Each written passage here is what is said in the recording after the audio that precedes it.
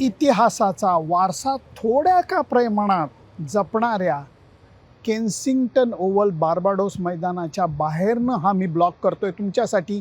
कारण भारतीय संघ हा सुपर 8मध्ये नुसता पोचलेला नाही आहे, तर सुपर 8च्या पहिल्या सामन्याच्या तयारी करता बार्बाडोसमध्ये येऊन पोचलेला आहे. त्याच्याबद्दलच मी बोलणार आहे, तेव्हा अजिबात कुठेही जाऊ नका. बघत राहा तुमचा आवडता कार्यक्रम सुनंदन लेले क्रिकेट अँड बियॉन्ड. वेस्ट इंडिजचं माझं काहीतरी वेगळं नातं आहे. मी तुम्हाला सांगतो की दरवेळेला इथं येत असताना काम करताना खूप त्रास होतो.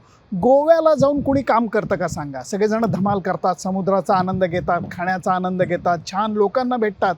त्याच्या तिप्पट करा ते म्हणजे वेस्ट इंडिज आहे, बार्बाडोस आहे. या बार्बाडोसमध्ये आल्यानंतर तुम्हाला इथल्या लोकांना भेटून इतकं मस्त वाटतं. वातावरण मोकळं ढाकळं छान असतं, कुठलंही टेन्शन नाही, कुठलंही प्रेशर नाही. अशा ह्याच्यात काम करायला खूप त्रास होतो. मनावरती दगड ठेवून स्वतःला समजवायला लागतं की बाबा रे, तू इथं सुट्टी करता आलेलं नाहीस, कामा करता आला आहे. पण या बार्बाडोसमध्ये आल्यानंतर तुम्हाला जाणवू लागतं की 50 किलोमीटर बाय 60 किलोमीटर असा काहीतरी एकूण या आयलंडचा परिसर आहे. हा देश आहे वेगळा देश आहे. या देशामध्ये आल्यानंतर जाणवतं की क्रिकेटचं आणि ह्याचं एक जबरदस्त नातं आहे. नंतरसुद्धा या गोष्टींविषयी मी डिटेल बोलणारच आहे. आत्ता मी भारतीय संघाच्या प्रिपरेशनबद्दल बोलणार आहे.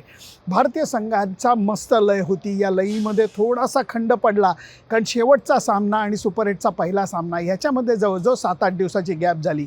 त्याच्यामुळे अडचण अशी झाली की जी फलंदाची जी लय असते, जी विजयाची लय असते, ती परत थोडीशी थंड झाली. ती आता बाहेर काढून निखाऱ्यावरती ठेवायची वेळ आली आहे. म्हणूनच भारतीय संघाचे सर्व खेळाडू ऑप्शनल प्रॅक्टिस असूनसुद्धा सामन्याच्या 2 दिवस अगोदर येऊन जोरदार सराव करत होते. वातावरण आत्ता ढगाळ आहे. सामन्याच्या वेळेला सुद्धा ढगाळ राहणार आहे. थोडासा पाऊस पडायची शक्यता आहे. या सगळ्याचा विचार करून भारतीय संघाने सराव करत असताना जास्तीत जास्त त्याचा उपयोग करून घ्यायचा प्रयत्न केला. अनोखं दृश्य होतं ज्या वेळेला विराट कोहली, सूर्यकुमार यादव आणि रोहित शर्मा एका वेळेला 3 नेट्समध्ये शेजारी बॅटिंग करत होते. भारतीय संघाचे हे 3 आधारस्तंभ आहेत असं मला वाटतं. विराट कोहलीच्या बाबतीत मी तुम्हाला सांगितलेलंच आहे की हा बिग मॅच प्लेअर आहे असं विक्रम राठोड यांनी अत्यंत कॉन्फिडेंटली सांगितलं. त्याचं कारण असं आहे, पहिल्या काही सामन्यांमध्ये विराट कोहलीला मोठ्या धावा करण्यात आलेलं अपयश हे संघाच्या दृष्टीने वेगळ्या दृष्टीने बघितलं जातं आहे. कारण ते म्हणतात तो अजून धावांचा भुकेला झालेला आहे, अजून तो हंगरी झालेला आहे. त्यामुळे मोठ्या मॅचमध्ये चांगली कामगिरी करून भारतीय संघाला जिंकवण्यासाठी तो अक्षरशः वाटेल ते करू शकतो. त्या दृष्टीने आज त्याला सराव करताना मी पाहिलेलं आहे. आजच्या सरावादरम्यान अजून एक गोष्ट मला बघायला मिळाली आणि ती म्हणजे या स्क्वेअरवरती विकेटवरचं माती नीट बसावी, त्याच्यात कुठलेही चढ उतार राहू नये म्हणून सरळ नाही तर आडवं रोलिंगसुद्धा केलं गेलं. हे एक अनोखं दृश्य होतं. मैदानातले कर्मचारी थोडा पाऊस आला तरी विकेट लगेच झाकत होते. पाऊस थांबल्यानंतर लगेच रोलिंग करत होते. आउटफील्ड एकदम झकास आहे. वातावरण अप्रतिम आहे. या ग्राउंडवरती 200 धावाही झालेल्या आहेत, सुपर ओव्हरही झालेली आहे. त्यामुळे हे मैदान भारताचा आणि अफगाणिस्तानचा सुपर 8चा पहिला सामना होस्ट करण्याकरता 100% तयार आहे असं मी म्हणेन. विश्वास ठेवा माझ्यावरती.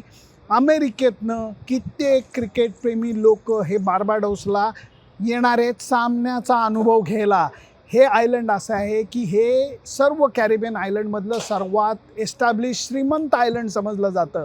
इथं पर्यटन करणं हे महागडं असतं आणि तरीही लोकांना बुरळ पडते. कारण एकीकडे क्रिकेट, दुसरीकडे कॅरिबियन पर्यटन, याच्यासारखं कॉम्बिनेशन होऊच शकत नाही. म्हणून सगळेजण इकडं धाव घेत आहेत.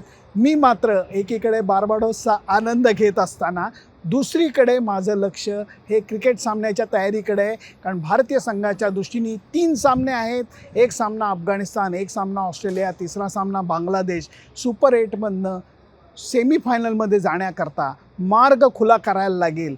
त्याच्यासाठीच भारतीय संघ तयारी करून सज्ज होतो आहे. आणि मला वाटतं अफगाणिस्तानला जो शेवटच्या सामन्यात धक्का लागला आहे, वेस्ट इंडिज संघाने त्यांना चोपून काढलं, 200पेक्षा जास्त धावा केल्या आणि अफगाणिस्तानला त्या मानाने लवकर आऊट काढलं. याचा थोडा परिणाम हा नक्कीच होणार आहे. त्याच्याविषयी मी प्रिव्ह्यूमध्ये उद्या बोलीनच. परंतु आत्ता इथं थांबतो. बार्बाडोसची पहिली जी क्लिप मी आल्यानंतर केली माल्कम मार्शलची, ती तुम्हाला खूप आवडली. त्याला तुम्ही भरभरून प्रतिसाद दिला, याच्याकरता मनापासून धन्यवाद. फेसबुकवरती 250पेक्षा जास्त कॉमेंट, 250पेक्षा जास्त शेअर्स हा हा क्या बात आहे, थँक्यू सो मच. त्याचबरोबर यूट्यूबवरतीही भरभरून प्रतिसाद दिला, मनापासून धन्यवाद. अजून एका छान जागेची सफर तुम्हाला घडवायची आहे, म्हणून ही बडबड थांबवतो आणि त्या जागेवरती जातो, कारण ती जागासुद्धा माझ्यासाठी क्रिकेटप्रेमींसाठी पवित्र मानली जाते. Bye bye. तुमची मतं काय आहेत मला जरूर कळवा. फक्त माझं Facebook page, Instagram channel, YouTube channel like, share आणि सबस्क्राईब करायला विसरू नका. तुमच्याच पाठिंब्याच्या आधारावरती रिपोर्टर म्हणून मी इथं उभा आहे. Bye bye.